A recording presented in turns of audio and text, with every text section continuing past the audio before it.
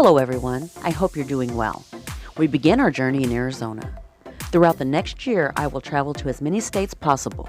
I will research buildings, cities, and landmarks and share with viewers all that I uncover. Independently, we can decide if the question the narrative topic has merit. I believe my last series really started to unravel my ideal of American history. I'm beginning to question more and more every day. Will this ever make sense? Let's explore the narrative together.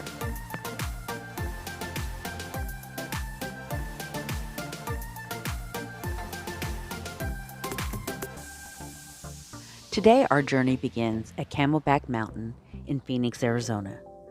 The English name is derived from its shape, which resembles the hump and head of a kneeling camel. The mountain, a prominent landmark of the Phoenix metropolitan area, is located in the Camelback Mountain Echo Canyon Recreation Area between the Arcadia neighborhood of Phoenix and the town of Paradise Valley.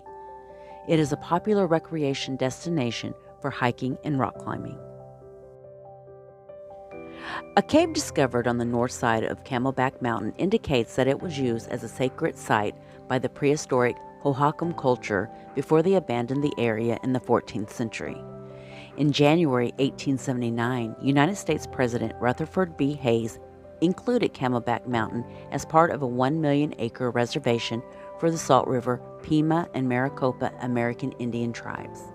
6 months later, at the behest of Charles Poston, the Arizona Territorial Legislature reversed the decision in order to ensure the primacy of the 5,000 non-Indian area residents as well as their continued access to Salt River water.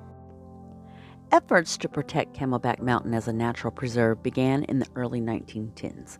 However, by the 1960s, nearly all of the area had been sold to private interests. Federal and state authorities attempted to stop development above the 1,600 feet level. They failed to halt development, and in 1963, efforts to arrange a land exchange failed in the Arizona state legislature. In 1965, United States Senator Barry Goldwater took up the cause and helped to secure the higher elevations against development. The area became a Phoenix City Park in 1968. The peak lends its name to a major east-west street in the Phoenix area called Camelback Road that starts in Scottsdale and goes about 34 miles west past the West Valley suburbs of Goodyear and Litchfield Park. It starts again past the White Tanks. Camelback Mountain is designated as a Phoenix Point of Pride. The mountain is composed of a geologic unconformity between two separate rock formations.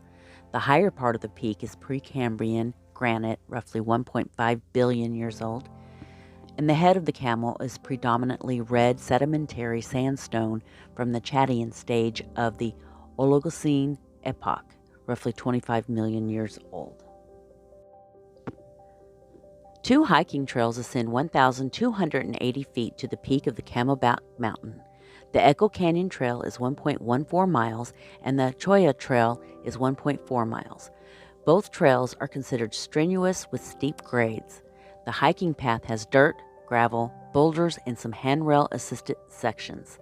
The average hike requires a round-trip time of 1.5 to 3 hours. The Praying Monk is a red sandstone rock formation which is used for rock climbing.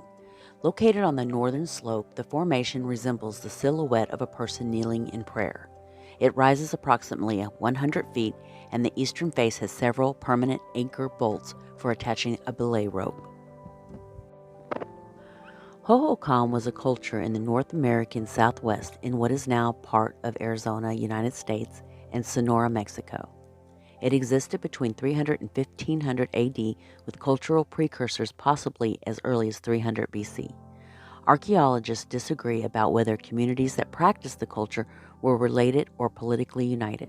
According to local oral tradition, Hohokam societies may be the ancestors of the historic Pima and Tohono O'odham peoples in southern Arizona.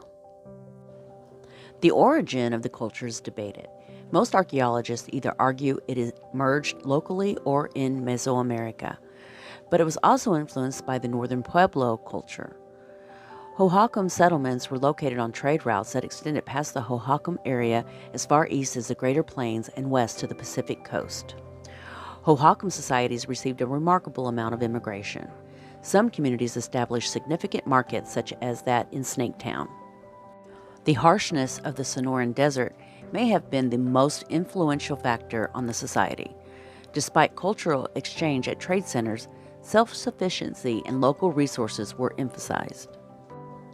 In modern-day Phoenix, the Hohokam are recognized for their large-scale irrigation networks. Their canal networks in Phoenix metropolitan area was the most complex in the pre-contact Western Hemisphere.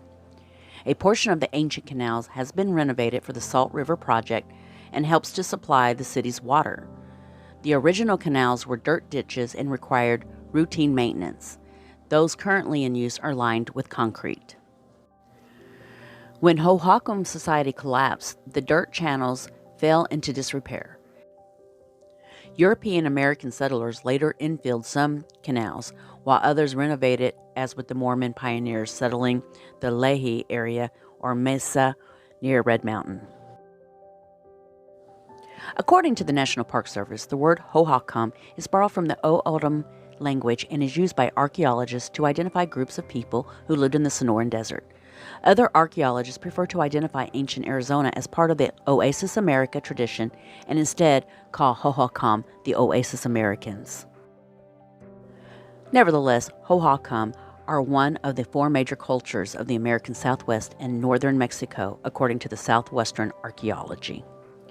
Hohokam society is primarily associated with the Gila and Lower Salt River drainages in the Phoenix Basin. The Phoenix Basin was the Hohokam core area, and the Hohokam periphery were adjacent areas where the Hohokam culture extended. Collectively, the core and the peripheries formed the greater Hohokam regional system, which occupied the northern or upper Sonoran Desert in Arizona. The Hohokam also extended into the Mongolian Rim.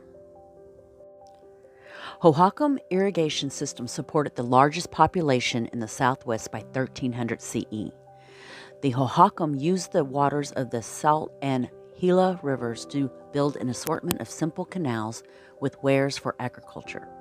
From 800 to 1400 CE, their irrigation networks rivaled the complexity of those of ancient Near East, Egypt, and China. They were constructed using relatively simple tools and engineering technology, yet achieved drops of a few feet per mile, balancing erosion and siltation. Many features of earlier Hohokam domestic architecture, such as rectangular pit houses, were apparently transplanted relatively intact from the Tucson Basin during the early formative period. Throughout the Hohokam chronological sequence, individual homes were usually excavated approximately 40 centimeters below ground level, had plastered or compacted floors of 12 to 35 meters square, and had a bowl-shaped clay-lined hearth near the wall entry. By 1150 CE, pit houses were replaced by above-ground structures in the compound style with central courtyards. By 1200 CE, rectangular platforms mounds were being constructed. Hohokam burial practices varied over time, but cremation was a defining cultural characteristic of the Hohokam core. Cremation had been used by archaeologists to suggest cultural interaction through trade or immigration with neighboring communities. The true measure of the Hohokam can only be derived from the sum of their material culture. This is best gleaned from a review of their principal population centers, or more appropriately, major villages or giant cities. Although sharing a common cultural expression, each of these major villages has its own unique history of emergence, growth, and eventual abandonment. This is where I stop the narrative and give a little bit of my opinion. I am of the opinion that the Hohokam people and others before them have not been given full credit for their works. I am of the opinion that they were one with Mother Earth, which in turn already makes them far superior to us. The canals and channels are proof they had great knowledge. Just because it wasn't flashy and exploitive doesn't mean it wasn't highly sophisticated.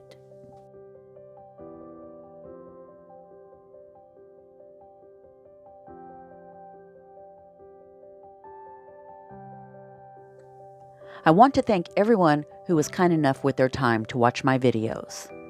For now, I will say goodbye to my fellow seekers. Peace, light, and love.